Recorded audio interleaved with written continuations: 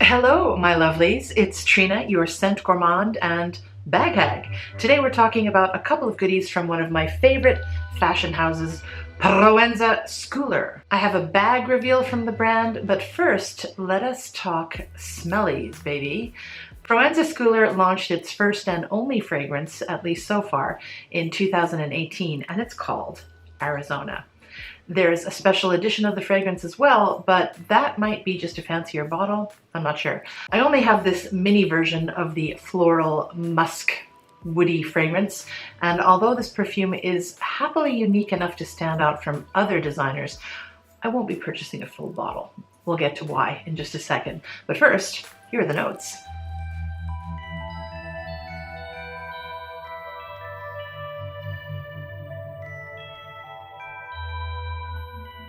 Okay, so with a name like Arizona, you would expect this fragrance to have a very dry and airy quality to it, and that it does. I didn't know that cactus flower smelled of anything. Let me know if I'm wrong, but they might just have listed it to add to the allure. I do get jasmine in this fragrance, which is not an original choice for a floral heart, and makes not a great deal of sense as you cannot find them in the desert, but it does work, I'll give it that. Gives it a nice sweetness. The orris or iris at the base successfully delivers a powdery lipstick moment too, but yeah, that moment is fleeting for me and it does come and go. The florals and musk are a little synthetic and sharp. I think I smell wax melting.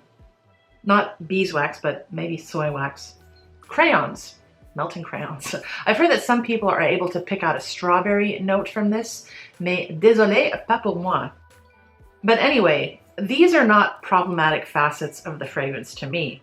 The part that I'm having problem with is also the part that makes it interesting, sadly.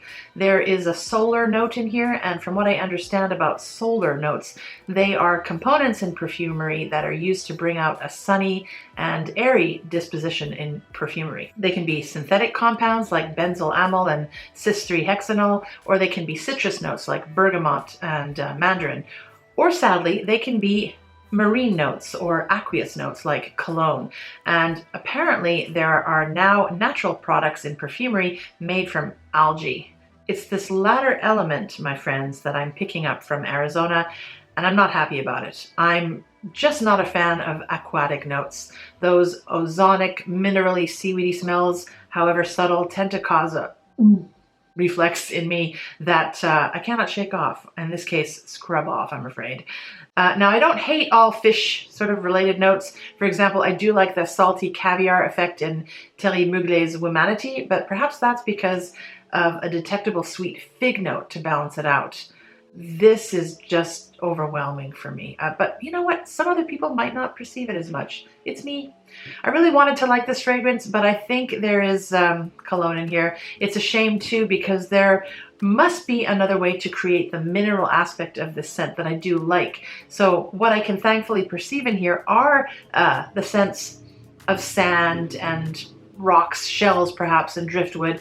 This fragrance reminds me of a beach walk in that sense from Maison Margiela. Hold on, let's do a sniff comparison. I have a tester of beach walk. Okay, here's the tester. I'll put that on my left hand. And I'll put Arizona properly. It's not a spray, unfortunately, on my left hand. Ooh, oversprayed or poured. Oh, I have to shake that out.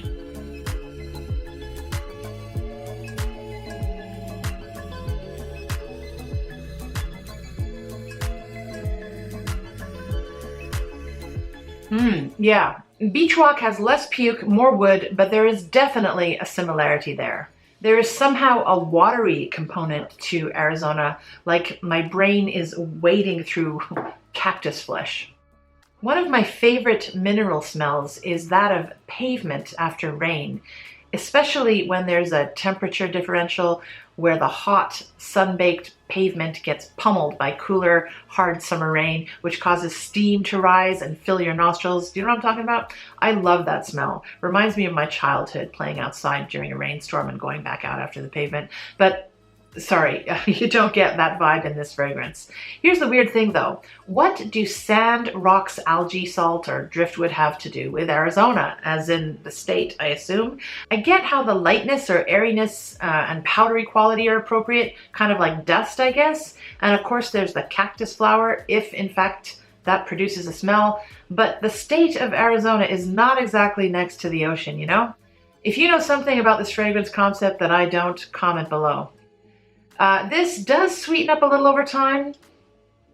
Yeah, and perhaps now I can understand people getting a strawberry note from this, but I did test this all day yesterday on my skin, and it did last a long time, which is great. Later in the day, it was not scrumptious strawberries that I picked up though, but sadly that dank seaside vibe.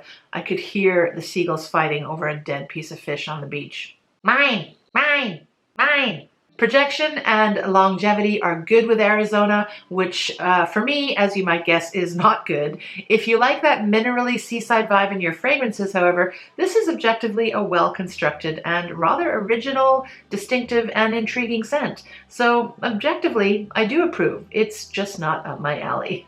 The perfumers, by the way, are Carlos Biman, I don't know how to pronounce his name, Carlos Biman, and Loc Dong. I think Carlos is responsible for the likes of Polo and Flower Bomb, and Loc Dong has a large repertoire as well. Last I checked, Arizona is sold in 90 and 50 milliliter bottles for about $130 and maybe a bit less, maybe $100 US respectively. Like most Proenza Schouler goods, they are expensive and perhaps overpriced, but do love my Proenza Schouler fashion. Okay, enough about Arizona. Let's move on to something better from Proenza Schouler, in my humble opinion, which is my new bag. Now, have you guys ever purchased a second item of something that you love so much in like a different color? I actually try not to do that because I like to have variety, but I do that sometimes with things that are essential that I really need, like Jockey for her underwear. Not the sexiest underwear out there, but man is it comfortable. I'm a repeat buyer. But I don't generally do it with a lot of fashion items. Actually, that's not true. I have two shirts like this. Different colors. Well, anyway, I'm doing it for the bag. So a while back, I purchased this. You've seen it a ton of times on my channel. This is a suede PS1 pouch crossbody bag from Proenza Schouler in black suede with very yellow gold hardware, sort of antique gold hardware, but not brushed. And the thing I dislike about this bag is the fact that it's suede, and suede is you know, it doesn't wear as well as other products, but it is luxurious. I'll give it that. It's wonderful to the touch. And it's not appropriate for the summer, especially if you're wearing white, as I've discovered. The combination of sweat and white meant that I got the color rubbed off. And I thought it was a problem with the bag, but it was a combination of things. So it's not perfect in that regard. And I've always talked about getting or selling this one and getting one that is in a leather. But I didn't do that until now. So yes, I have repurchased another PS1 pouch bag. Before I go on though, the second problem I have with this bag, and this is the only other problem, I swear, I really do love it, is that it's very casual. And I'm a casual dresser, so I like my bags to be a bit dressier so that I can have more versatility. But I have a few bags now. It's not the end of the world. There are a lot of things that I love about this bag, and I'll get onto them in a second. Let's look at the new one. Okay, so it came in this, wrapped in this pouch. I did get this secondhand, of course. The price that it was sold for is part of the reason why I bought it, to be honest. It was just too good to pass up. So let's bring her out of the pouch. And it is another PS1 pouch bag. So this one is in a leather, kind of like an antique tan leather. It's also got gold hardware, and it's exactly the same. So it's taken away that problem with the suede, and I've added a brown color. Believe it or not, I've recently sold a lot of my brown bags, so I think bar maybe one bag, I think this is one of the few brownish bags I now have in my collection. So very happy with this, very neutral, goes with a lot of stuff. Okay, at risk of repeating myself, because I have reviewed this bag on another video, which I'll put up here, this bag is great. It's deceptively small, lightweight, compact, and also it really expands to hold so much more than you'd think it would. And I love the compartmentalization on it. You've got a back pocket here. You could squish your iPhone in here, but I generally don't. I put my commuter cards in here. And on the inside of the bag, there are it opens really easily. And inside you have a zipper, secure zipper section, and general a pouch here, and you could put your cell phone in here, which is generally what I do. So it does expand quite a lot, fits great amount, and I just wear it a lot. Like I wore the suede one a lot. And as you can see, I've added this chain to it so that I can wear it as a carry-all. And I wear this with the crossbody and without. I might even get another thing like this for this bag as well. I got this on Amazon. Maybe I'll try and link it below for you. So yeah, great, fantastic stuff. The most attractive thing about this brand for me though is the strap. You know, as a tall, big lady, I have a lot of problems with finding bags that include straps, and detachable, also a fantastic thing about this bag, that are long enough. And this one is ridiculously long, and I will put some pictures up somewhere on the screen here to show you. It's long on me too, you know, the top of the bag starts after, I don't know, maybe my crotch area. So it's long. And the reason it's so long is because it's meant to be worn knotted. And Trina is not gonna have anything to do with that. We'll get rid of that silly knot. And so I'm gonna have to press out this to get rid of that folding here. And also what I'm gonna have to do is punch another hole in this because now it's too long. This particular secondhand item did not have any of those, what are they called? Buckle in closing things, so I don't want a strap flying around all over the place. That's very annoying, so I might take it to my bag store or find some other solution for it. But generally speaking, it's a great bag. One element of this bag that keeps it looking very casual are the two straps that fold down here. I rarely put them inside when I'm on the go because then I'm always having to open and close them. But if you want in a less secure area and you want to secure the bag, I think, you know, it really does the trick to put these into the slots here. Makes your bag a lot less easy to open, gives it that satchel look. When you're storing the bag, I would personally hang it because you don't want these to stick out. Sorry, that was my washing machine. I used to not like these two straps, but I've come to like it now. It adds to some security features of the bag, and as I said, because I usually don't tuck them in there, it's not a problem. So this is my fourth Proenza Schouler purchase. I originally purchased an orange lizard textured what's it called, wallet on a chain. I love that bag, but it was orange, sort of hard to coordinate, and the chain was not for me, so I ended up selling that one. And then I bought this one here, of course, which I still have, and I also bought a larger satchel, which is more of a vintage age, and it didn't it was a white color, which is not practical. It was also really dirty, and my goal with purchasing that was thinking that I was going to dye it, but I never got around to it and decided to sell it. And all those two items that I did sell, I made a little bit of a profit, so that's always a good thing, right? Always buy low, sell high, my friends. So the new bag I have has the Proenza Schouler sort of signature here on the hardware, whereas this one does not.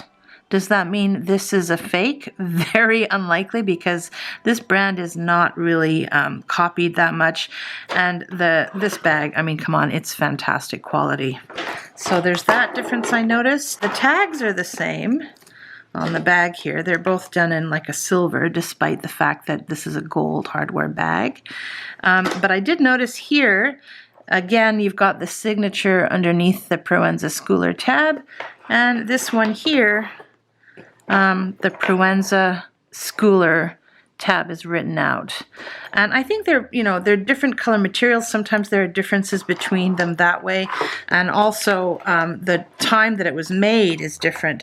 This has a different lining, and you can see Proenza Schouler stamped into this, and this one here doesn't have any such lining, but it does have Proenza Schouler written into the lining of the back. Does this one too? No, I don't think it does. Oh, yeah, it's got the signature here. Okay, so a little bit different that way. And on the back as well, they both have the little tabs. This one's got the signature, and again, this one does not. So interesting differences. And this is part of the, as I said, the PS1 line. I think Proenza Schouler's main 2 bag models are the PS1, and this started off as like a satchel type tote with a top handle, and it comes in different sizes and styles.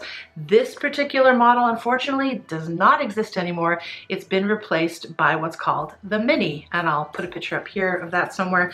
And the Mini is pretty much the same, kind of the same, but it doesn't have the, it's a little bit shorter. It doesn't have the front pouch, and it doesn't have the zipper. So they've let go of some key points that add to the functionality of the bag. However, it is a little bit cuter, doesn't hold as much, and it's more structured looking on the sides. It doesn't pouch out like you can see here. There's none of that. It's a little more flat. And there is one on sale on Mercari, where I do most of my secondhand shopping here in Japan, and it's in purple, and I'm thinking of buying it because I'm gonna see if I can haggle down the price. Proenza Schouler is a very expensive brand. I'm not sure exactly what these, the mini version, you can't get this anymore, so I'll put the price of the mini version up here, the retail price. So I would never buy this, personally, I would never buy this brand. Retail, I would always wait for a second hand, but the quality is outstanding. It is definitely luxury quality, and I highly recommend it. If you're into something a little less casual than this, the PS11 is probably a better fit for you. It's a little more glitzy, and they have a whole series of bags with that sort of image on it. And of course they do have seasonal bags and a whole bunch of other bags, and of course the fashion, which I really enjoy. So yeah, check it out, you guys. Proenza Schouler. I think it's a very underrated fashion brand that's unrepresented here on YouTube and other platforms. Okay, talk to you later, my loves. Bye-bye.